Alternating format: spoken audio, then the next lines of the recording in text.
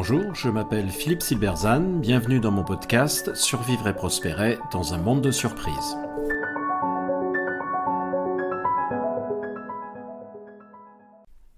Thomas Hobbes et la curiosité ou pourquoi l'innovation est le propre de l'homme. Déterminer ce qui différencie fondamentalement l'homme de l'animal est une question aussi ancienne que l'homme lui-même et les idées à ce sujet sont nombreuses. Un éclairage particulièrement intéressant est fourni par le philosophe Thomas Hobbes, pour qui la curiosité est l'une des rares capacités qui différencient les êtres humains des animaux. C'est cette curiosité naturelle qui explique pourquoi l'innovation est le propre de l'homme. Avec Machiavel, Thomas Hobbes fait partie des philosophes qui ont mauvaise réputation, en raison de sa vision parfois pessimiste, certains diraient réaliste, de l'être humain. Dans sa volonté de décrire l'homme tel qu'il est, et non tel qu'il devrait être, il évoque une caractéristique selon lui spécifiquement humaine, la curiosité définie comme un appétit de connaissance.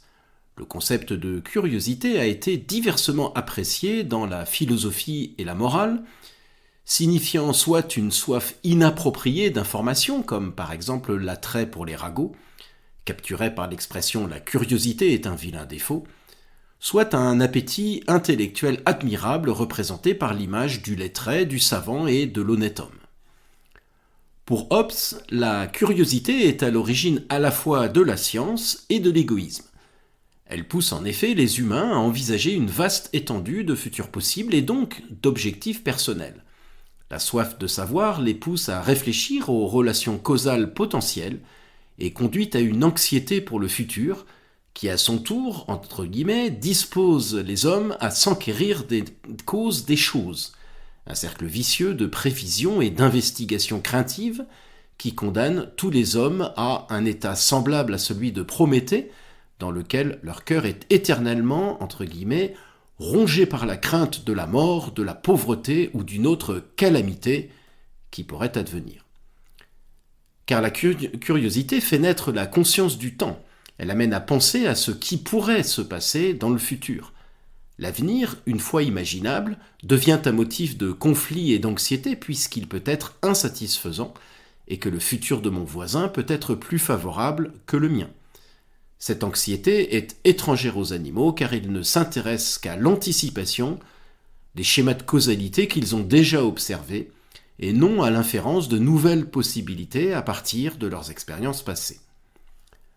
Si la curiosité est définie comme un appétit de connaissance, Hobbes en propose une définition plus technique, qui n'est pas seulement un plaisir pour les causes, mais un appétit pour un type particulier de connaissance originale, celle des effets, jusqu'ici inexpérimentés des causes connues, les moyens dont je dispose. Hobbes oppose en effet la curiosité pour les effets des causes connues, c'est-à-dire que puis-je faire avec un bâton, à l'intérêt prudentiel pour les causes d'effets connus. Comment puis-je capturer cette proie ? Selon Hobbes, ce qui diffère chez les humains, c'est en effet l'intérêt pour des effets qui, en eux-mêmes, ne sont pas la cible d'une passion ou d'un appétit, autrement dit, qui ne sont pas directement utiles. En ce sens, la curiosité a un aspect gratuit tout à fait caractéristique que l'on ne retrouve pas chez les animaux. Un effet est poursuivi pour lui-même. On s'intéresse simplement à ce qui peut advenir. Tous les animaux désirent connaître les relations de cause à effet qui sont pertinentes pour leur bien-être et cherchent également les moyens d'effectuer des changements conformes à leurs objectifs. La faim pousse l'animal à chasser une proie. L'objectif détermine les moyens nécessaires à son atteinte. Faim, proie. Les objectifs restent relativement stables dans le temps et les moyens également. Il n'y a pas d'innovation parce que les objectifs sont le point de départ et qu'ils changent peu. Le jeu est fermé en quelque sorte. L'impératif d'utilité immédiate rend impossible l'innovation. Il y a un problème à résoudre, on peut le résoudre de manière créative, mais seule sa résolution nous intéresse.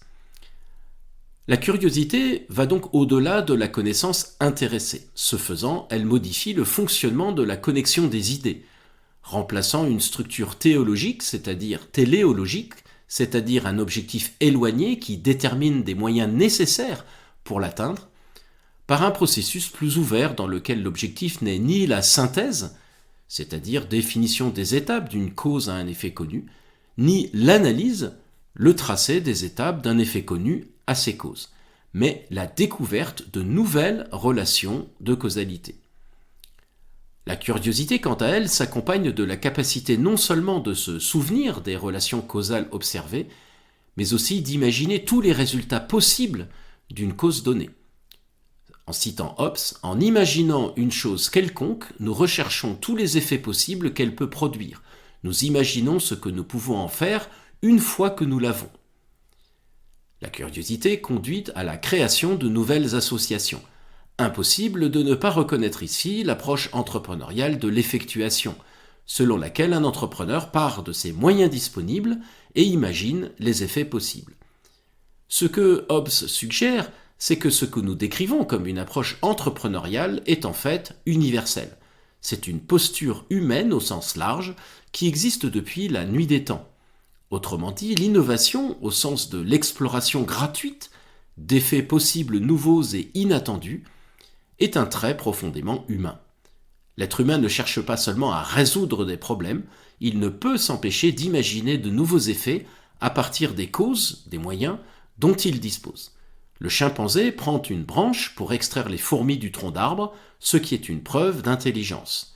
L'être humain résout aussi ce type de problème, mais va au-delà et se demande « Que puis-je faire avec cette branche ?» Eh bien, je peux creuser un trou, taper sur mon voisin, faire du bruit, apprendre à jongler, m'en servir de béquille, etc. Toutes ces considérations qui n'intéresseraient pas le chimpanzé, mais qui ouvrent de nouvelles possibilités. Le paradoxe est que cette recherche de connaissances désintéressée est celle qui s'est avérée la plus utile depuis les origines. L'être humain innove parce qu'il ne peut pas s'en empêcher. Et il ne peut pas s'en empêcher parce qu'il est curieux et que la curiosité est sa nature. C'est un vilain défaut qui lui amène plein d'ennuis, mais c'est aussi une qualité extraordinaire qui explique pourquoi nous ne vivons plus dans les cavernes depuis bien longtemps.